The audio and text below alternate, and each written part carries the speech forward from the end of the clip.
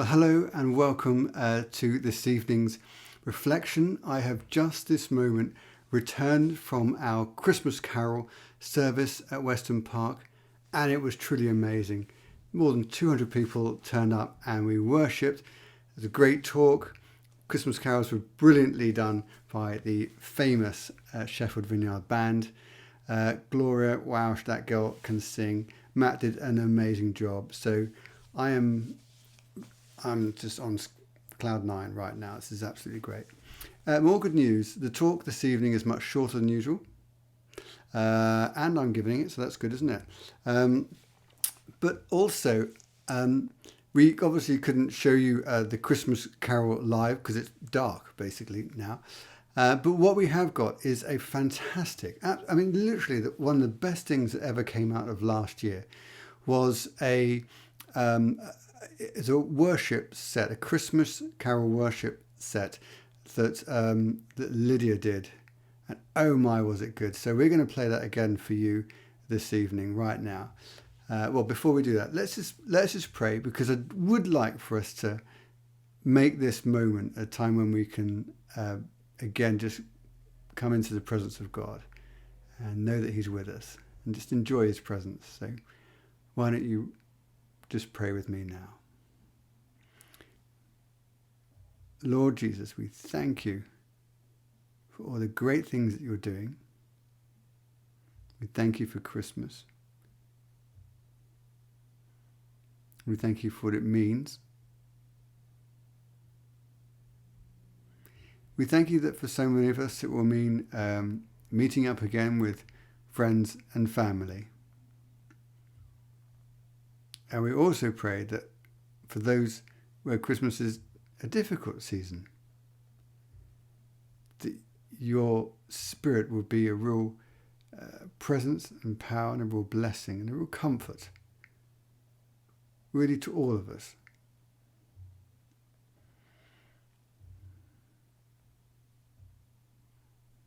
And we just want to use this time to come deep into your presence and to know your goodness and your glory individually. Amen.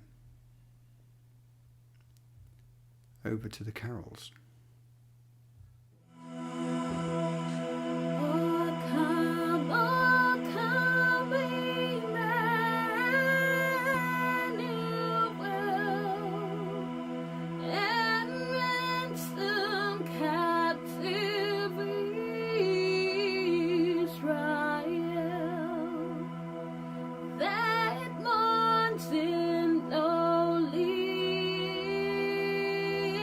Side.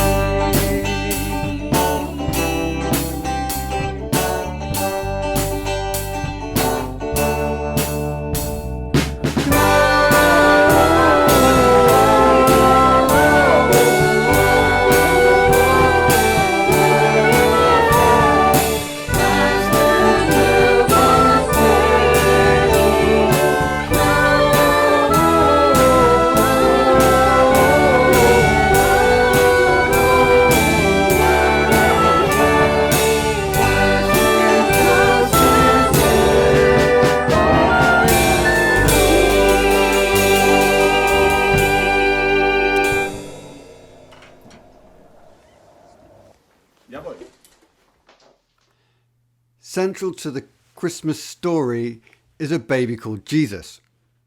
And that baby grew up to become a man who would have probably more influence over the world than anyone else ever to have lived. Time magazine called Jesus the most persistent symbol of purity, selflessness, and love in the history of Western humanity. So who really was Jesus? And is there any evidence that he was someone more than just a great person? Well, firstly, we know that Jesus was really a man. He was fully human. He had a body, and he did many of the things that you and I do. He ate and drank.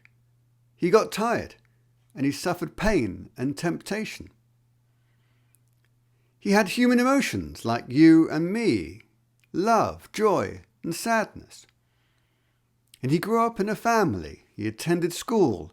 He worked, and at the end of his life on earth, he died. And some people are happy to leave their understanding of who Jesus was there, just a good historical individual. Maybe a significant religious leader and a radical in the way that he practiced what he preached, but nothing more than that.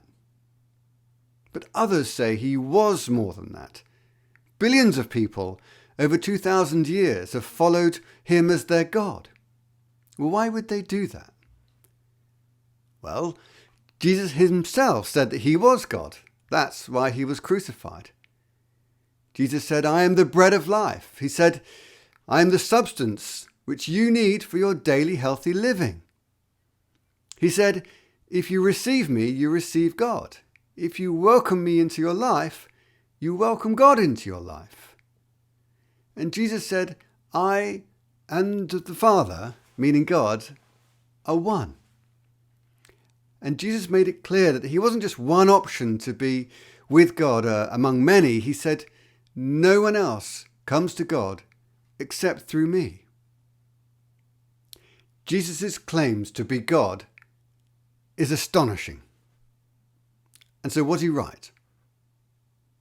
Well, there can only really be three logical possibilities as to the validity of his claim.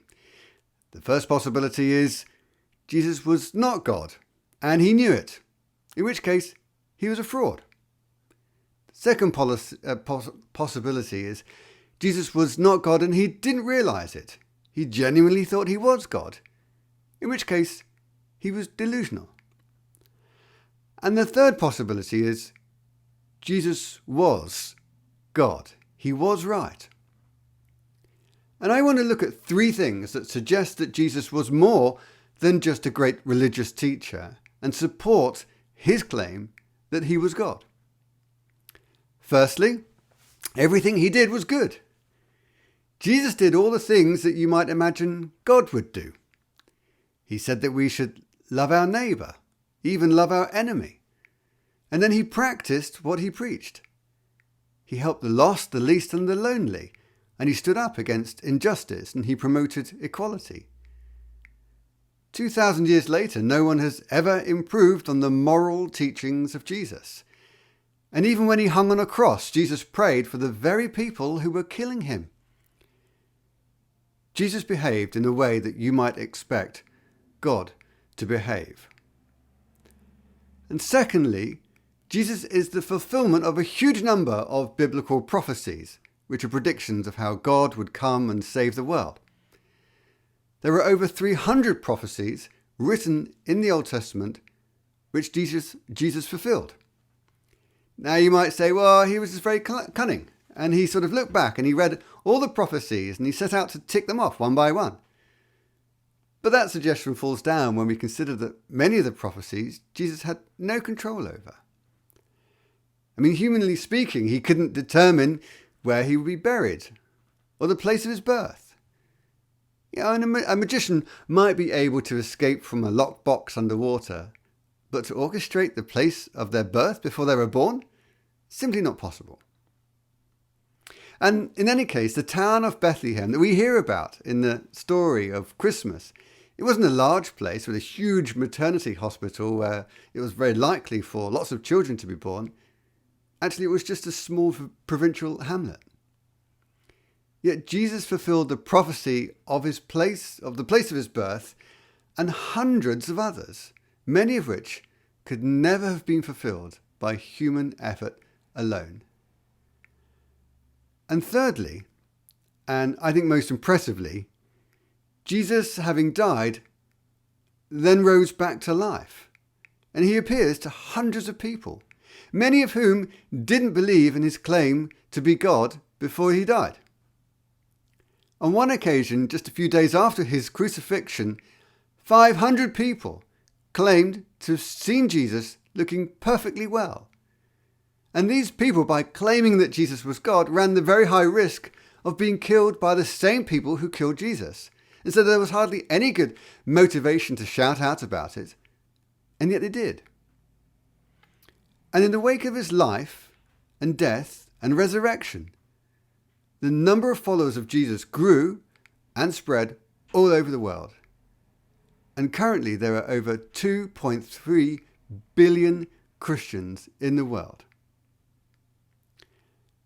And all this brings us to a final question.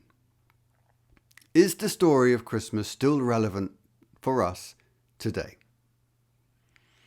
Well, that depends on whether you think the story of Christmas is just a good story or a true story. But here's the thing. If it's not true, then it's not good. Because if Jesus isn't who he claims to be, then there really is nothing worth holding on to. There is no good or evil, no right or wrong. Everything is meaningless and temporary and trivial. But if it is true, if Jesus really is God, then that changes everything. And I hope it will change you and me too. I, for one, believe that Jesus came to earth to give us life, real life, life in all its fullness. And I believe it really is true that Jesus was born into this world to be with us because he loves us more than we can ever imagine. And that's why I have hope in this life and hope beyond this life. And I believe that life with Jesus is good. I hope you have a fantastic Christmas. I hope you'll join us next week. And I hope that these words will really mean something to you. Have a fantastic week, and I look forward to seeing you again very soon. Bye for now.